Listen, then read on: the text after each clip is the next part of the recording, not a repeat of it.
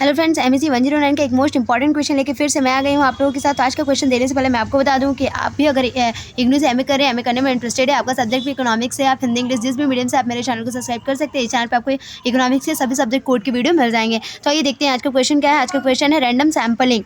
तो random sampling के बारे में हम पढ़ेंगे, जो MSc 109 research methods in economics का टॉपिक है। तो आइए देख लेते हैं, एग्जाम पॉइंट ऑफ व्यू से बहुत इंपॉर्टेंट है, तो इसलिए प्लीज़ इसे देख लीजिएगा। और वीडियो अच्छी लगे तो चैनल को सब्सक्राइब और वीडियो को लाइक जरूर कीजिएगा। Thank you.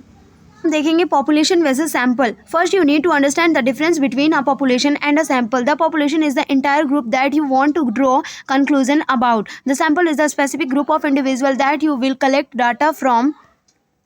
जनसंख्या बनाम नमूना। सबसे पहले आपको आबादी और नमूने के बीच के अंतर को समझने की जरूरत है कि आबादी और नमूने के बीच में डिफरेंस क्या है। जनसंख्या वह संपूर्ण समूह है जिसके बारे में आप निष्कर्ष निकालना चाहते हैं। फिर है नमूना, व्यक्तियों का विशिष्ट समूह है जिसे आप डेटा एकत्र करेंगे।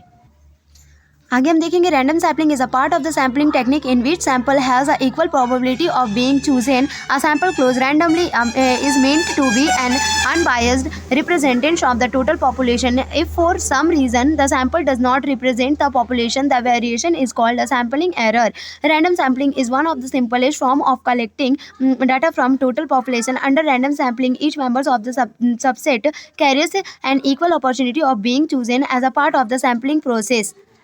यहाँ पे पूछा कि बोल रहा है कि रैंडम सैम्पलिंग तकनीक का एक हिस्सा होता है जिसमें प्रत्येक नमूने के चुने जाने की संभावना होती है, समान संभावना होती है। बेतरतीब ढंग से चुने गए नमूने का मतलब कुल आबादी का निष्पक्ष प्रतिनिधित्व होना है।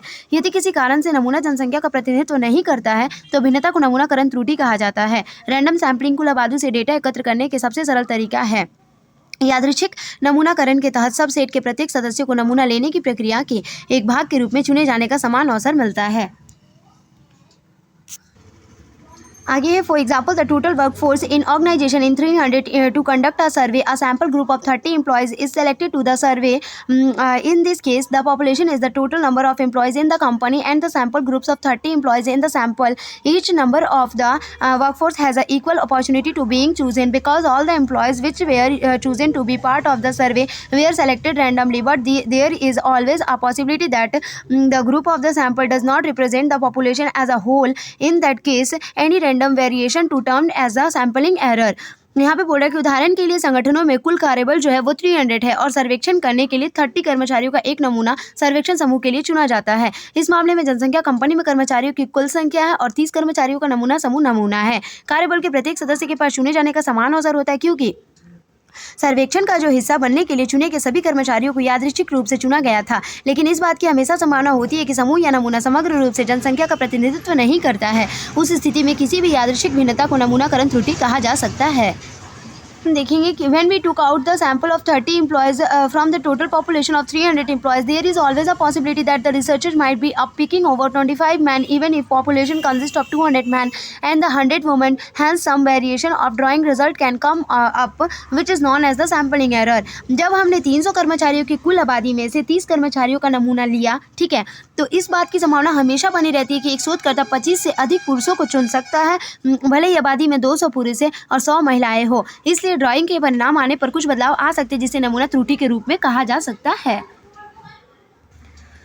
One of the disadvantages of the random sampling is the fact that it requires a complete list of population. For example, if a company wants to carry out a survey and intends to deploy random sampling, in case that there should be total number of employees and there is a possibility that all the employees are spread across different reasoning, which make the process of survey little difficult. यहाँ पे बोल रहा है कि यादृच्छिक प्रतिचयन एक नुकसान यह है कि इसके लिए जनसंख्या की पूरी सूची की आवश्यकता होती है। उदाहरण के लिए यदि कोई कंपनी एक सर्वेक्षण करना चाहती है और यादृच्छिक नमूना लेने का इरादा रखती है तो उस स्थिति में कर्मचारियों की कुल संख्या होनी चाहिए और यह संभावना है कि सभी कर्मचारी विभिन्न क्षेत्रों में फैले हुए हैं जो सर्वेक्षण की प्रक्रिया करते हैं, जो थोड़ा मुश्किल होता है। ठीक है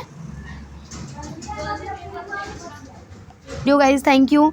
और उम्मीद है कि आपको वीडियो अच्छी लगी होगी। वीडियो अच्छी लगी तो लाइक और सब्सक्राइब मेरे चैनल गाइज। मेरे चैनल का ग्रो बढ़ाने के लिए इसे आप शेयर भी कर सकते हैं। Thank you.